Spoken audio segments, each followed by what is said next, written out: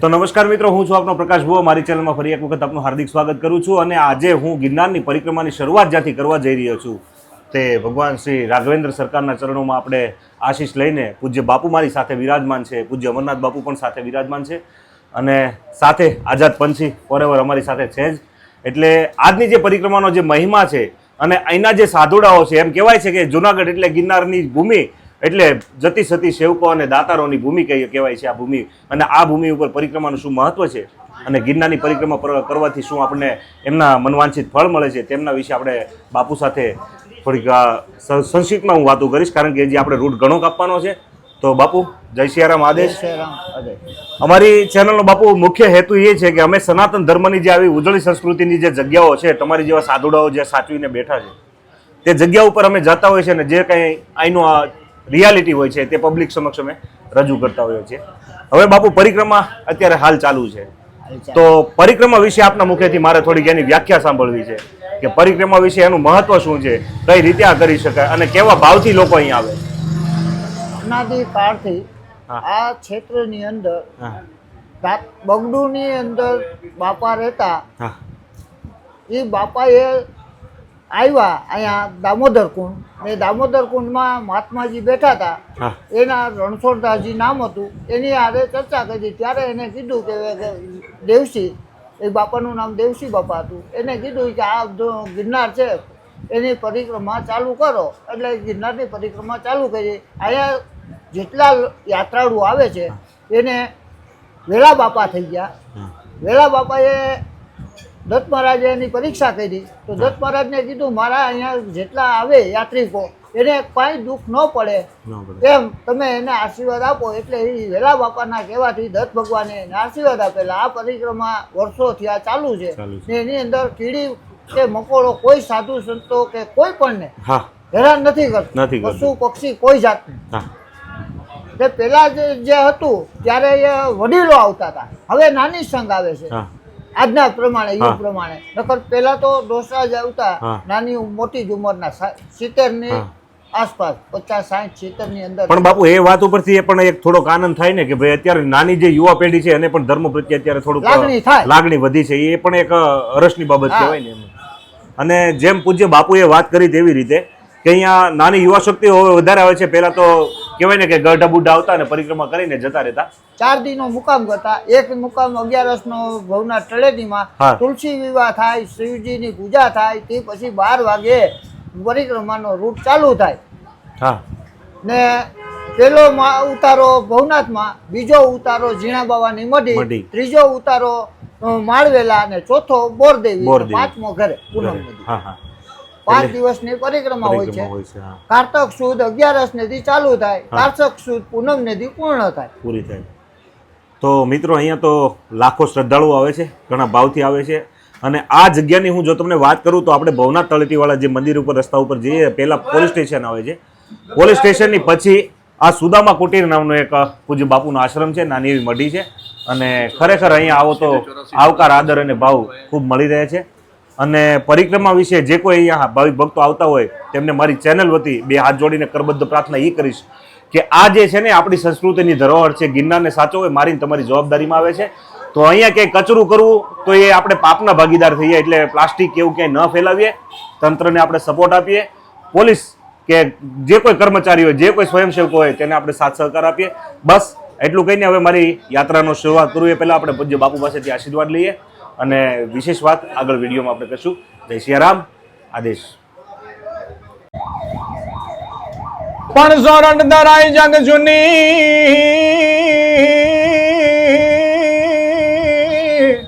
આજ સોરઠ ધરા જગ જુની, અને વાળી ગરવાય ગઢ ગિરનાર।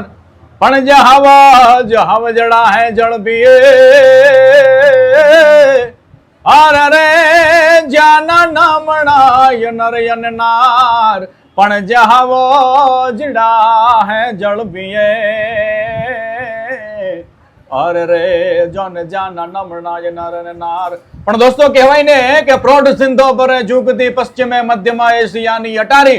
આ હિન્દ દેવી તણી કમર પર ચમકતી ઝટકસી તીક્ષ્ણ જાણે કટારી. અરે પહાડ ઉન્નત મુખે કીર્તિ ઉચ્ચારતા અને ગર્જતી જલનિધિ ગાન શરણી. આ ભારતી ભૌમની વંદુ તની આવડી. તને ધન્ય હો ધન્ય અમારી સૌરાષ્ટ્ર ધરણી. પ્રકાશ ભુવા વ્લોગ, મારા પરમ મિત્ર પ્રકાશભાઈ મારા મોટા ભાઈ છે. એમ કહેવાય કે આવા બધા સાધુ સંતોના સાનિધ્યમાં અમે ગિરનારની ભૂમિમાં આ 2024 ની પરમ પવિત્ર લીલી પરિક્રમાને માણવા જ્યારે આવ્યા છીએ, આવા સાધુ સંતોને જાણવા, આ જગ્યાઓને પીછાણમાં અમે આવ્યા છીએ, ત્યારે પ્રકાશભાઈ આજથી ઘણા બધા વર્ષો પહેલા જે તે સમયે વાહન પરિવહન નહીં, કોઈ સંદેશા વ્યવહાર કે કોઈ આધુનિક એવો એમ કહેવાય કે આપલે કરવા માટેની કોઈ સાધન સામગ્રી નહીં. ત્યારે કહેવાતું કે ભાઈ મળશું મેળે ખેડે ને મળશું કે ગામ ગીએ, મળશું મેળે ખેડે અને મળશું કે ગામ ગીએ, પણ મળશું નહીં મેકરણ એક દે ધરતી ઢંક થઈએ. હા, એ વખતે એમ કહેતા હતા કે ભાઈ જે તે સમયે આપણે શિવરાત્રીના મેળામાં જુનાગઢમાં મળશું, આપણે લીલી પરિક્રમામાં મળશું, આપણે તરણેતરના ભાતીગળ મેળામાં મળશું, આપણે ઘેડ માધુપુરના આ મેળાની માળીમાં મળશું. માણસો એકાબીજીને કોલ આપતા. ત્યારે દોસ્તો આવા સંતોના સાનિધ્યમાં તમે જોઈ શકો છો, આવા સાધુ સંતોના દર્શન થાય.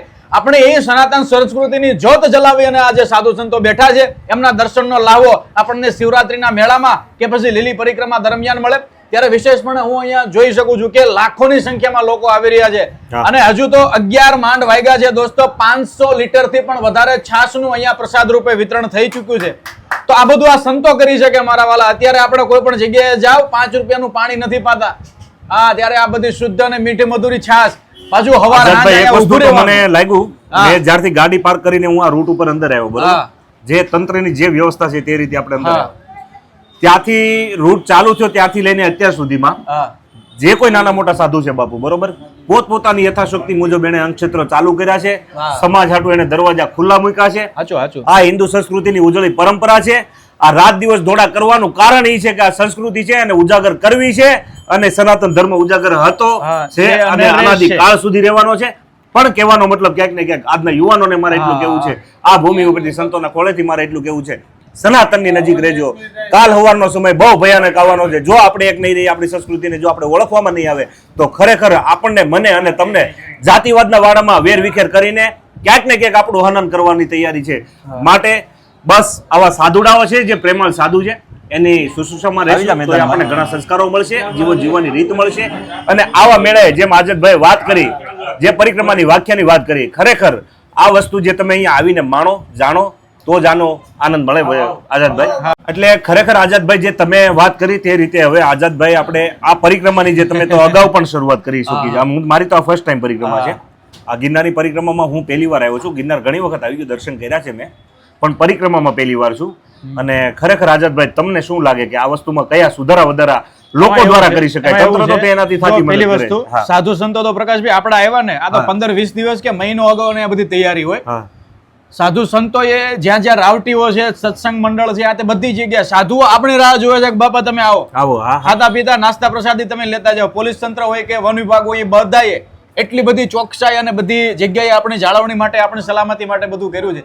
ત્યારે યુવાનોને ખાસ વિનંતી એ કરવાની કે જંગલની માલિપા તમે જાઓ તો જંગલની છાલથી લઈ એના પાંદડાને તોડવું ને એ ગુનો બને છે. આ જંગલ છે એ આપણી સંપત્તિ છે, આ સાધુ સંતોની તપોભૂમિ છે, એને સાચવવી. પ્લસ બીજી વસ્તુ એ છે, આવા સાધુ સંતોના સાનિધ્યમાં જઈને તો એક પહેલી વાત એ કે એક આપણો વિવેક. આજની યુવા પેઢીને ખાસ કહેવું ને કે સાધુ સંતોને વંદન કરો. આ એમની તપોભૂમિ છે, એમનું આ એમ કહેવાય કે તપોબળ છે, ત્યારે આ બધું વાતાવરણ ધમધમે છે. હું ઘરે ત્યાં નક્કી કરીને આવ્યો હોય પ્રકાશભાઈ, તો હું કામ મને ખબર હોય કે ના મને કોઈ તકલીફ નહીં પડે. ભરોસો કોનો? આ સાધુ સંતોનો. બાકી કોઈ હગો ભાઈ હોય ને આપણે ફોન કર્યો ભાઈ ભવનાથમાં અમે ભૂલા પડ્યા છીએ આવજે, તો એ અત્યારે વાહન લઈને અહીંયા આવશે નહીં. આ સાધુ સંતો મહિનાથી આ બધું કરે. અને આ બધી પરંપરા હું કહું, હું કહીને વયો જાવ પછી એમ નહીં, ખરેખર અહીંયા શાશ્વત છે અને છે. એટલા માટે એટલે જ મેં કીધું ને કે હૈયું દળાય એટલે કે આપણે કઈ ધારિયા લઈને કોઈ નિયર બાજવા નથી જવા ભાઈ. પણ આ સાધુ સંતો હરિહરનો આકલો કરે. સાધુ સંતો એમ કે બાપા વી આવો. અને મેં તો પ્રકાશભાઈ એવું જોયું કે આપણને પગ દબાવી દે, આવો બેહો, આખા ગ્રુપમાં હોય લોકો સેવા કરે, થાક્યા હોય ને પગ દબાવી દે, માલિશ કરી દે. આ તમે વિચારો તો કરો, સાધુ સંતો જે ખવડાવે છે મારા વાલા, આપણે કઈ જમાઈ બનીને જાય ને એને નથી ખવડાવતી હાહુ, એનાથી વિશેષ તો અહીંયા માનપાન આપે છે.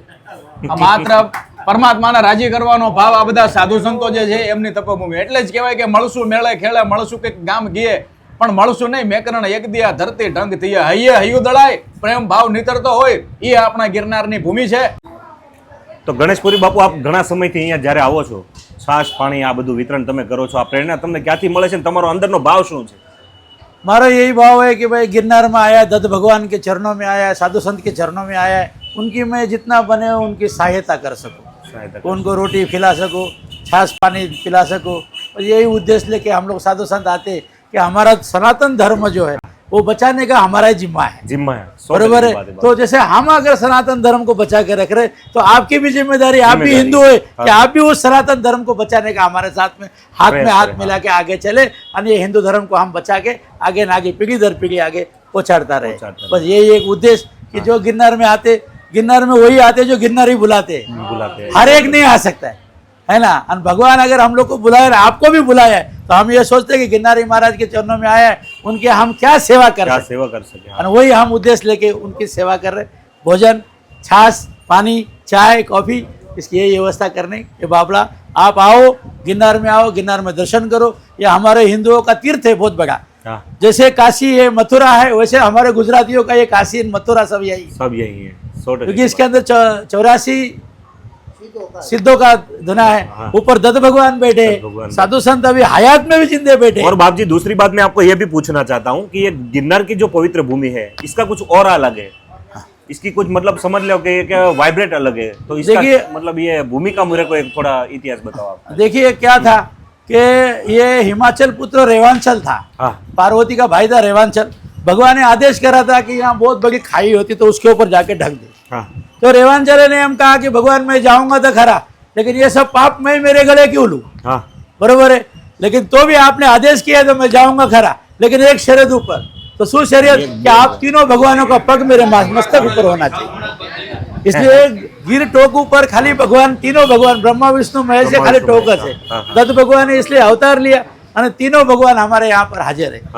84 सिद्ध हाजिर है. बरोबर है. आज हमारे मिर्गी कुंड है, दामा कुंड है. आज घना संतो ऐसे भी है, सिद्ध पुरुष है कि जो हमारे रेवाड़ी में निकलते और मिर्गी कुंड में से गायब भी हो जाते है ना. तो हाँ जी, देखने को भी नहीं मिलते. तो अभी पवित्र भूमि है. तो मेरा यही कहना है सभी हिंदू भाइयों से कि हमारे ये सनातन को जगाए रखो, हमारे हिंदू को पकड़े रखो, इसको छोड़ो नहीं. इसके ऊपर गंदगी का ध्यान रखो, स्वच्छता साफ सफाई करो. भले हमारे हिंदू में यही है कि हम लोग ब्रश करे बगैर चाय भी नहीं पीते. तो ऐसे तपोभूमि ऊपर आके हम गंदगी करके ना जाओ. आप आए हो तो पुण्य का भाग लेके जाओ, पाप का भाग माथे ना ले जाओ. तो कोशिश ये करो कि हम किसी को मदद ना कर सके तो कोई नहीं, किसी को नड़ो तो नहीं. 100% की बात. जहाँ हुदी बने बूढ़ा बड़ा होए, कोई डोसियो वृद्ध अवस्था में होए, उनका ध्यान ख्याल करो. बच्चों का ख्याल करो. आप गिरनार में परिक्रमा कर रहे तो जंगल है, हिंसक प्राणी है, और हिंसक प्राणियों के बीच में हम लोग को भगवान इतनी सगवड़ दे रहा है. ये आपने कीड़ी मकोड़ा भी देखने को नहीं मिल रहा है. तो हम क्यों ऐसी गलती करें जो भगवान इतना हमारे लिए कर रहा है. तो हमारा भी तो कुछ फर्ज है. हम हिंदुओं के बच्चे डिसिप्लिन में रह रही है तो अपने को क्या करना भी कुछ. हम साधु संत के पास में आ रहे तो आप ये भी सीखो कुछ. आप अगर हमारे पास भोजन ले रहे हो, दवाई खा रहे हो, हमारी जितनी सगवड़ है, हम सब साधु संत रोटी बांध के आपकी सेवा में हाजिर है. तो आप भी आपका भी फर्ज बजाओ थोड़ा कि हम भी सहकार करो तो ये वन अरण्य जंगल सब सुरक्षित रहे, हमारा हिंदू धर्म सुरक्षित रहे और हम आगे बढ़ते रहे. और ये परंपरा जारी रहे. અને પરંપરા ચલતી રહે. બાપુનો કહેવાનો ક્યાંક ને ક્યાંક હેતુ એવો છે કે એમણે જે વાત કરી ને, ઘણા અત્યારે 2 ચોપડી ભણી ગયેલા હોય ને બાપુ, એવી વાતો કરતા કે સાધુ સંતોને પૈસાની શું જરૂર છે. અહીંયા આવીને જોવો ને તો એને એના ખજાના લૂંટાવી દીધા છે. 500 લીટર એક દિવસની અંદર છાશ પાવી અને 5 દિવસ સુધી અન્નક્ષેત્ર ચાલુ રાખવાને, મારીને તમારી ઘરે ખાલી 5 મહેમાન આવે અને સત્યનારાયણ ભગવાનની કથા હોય ને ત્યાં ટાટિયા મળે એકી બેકી થવા. એટલે ગિરનારના સાધુઓની જે આપણે તાકાત આપણે છે ને, આપણે આપણા શું છે ને તળિયું આપણે જ માપવાની કોશિશ કરવાની. સાધુડાની તળિયું માપવાની કોશિશ આપણી કોઈ હેસિયત નથી. અને ખરેખર બાપુએ જે મને ગમતો વિષય, બાપુએ ખૂબ સારી બાબત કરી કે ભાઈ જે પ્રકૃતિના ગુનેગાર તમે ન બનતા.